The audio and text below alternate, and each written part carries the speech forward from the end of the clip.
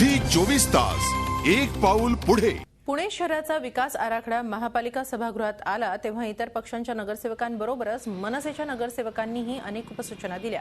मात्र आता याच मनसेनं विकास आराखड्याविषयी जनजागृती सुरू केली आहे। पुण्यातल्या प्रत्येक विधानसभा मतदारसंघात मनसेच्या वतीनं विकास आराखड्याचं प्रेझेंटेशन देण्यात येणार आहे। विकास आराखड्यातल्या चुकीची आरक्षणं, चुकीच्या गोष्टी यावर नागरिकांकडून जास्तीत जास्त हरकती घेतल्या जाव्यात यासाठी मनसे प्रयत्नशील आहे।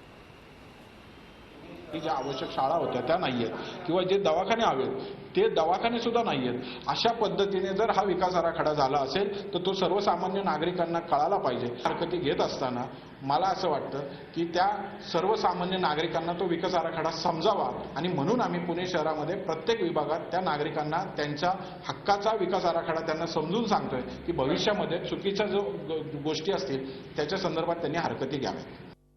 झी 24 तास एक पाऊल पुढे।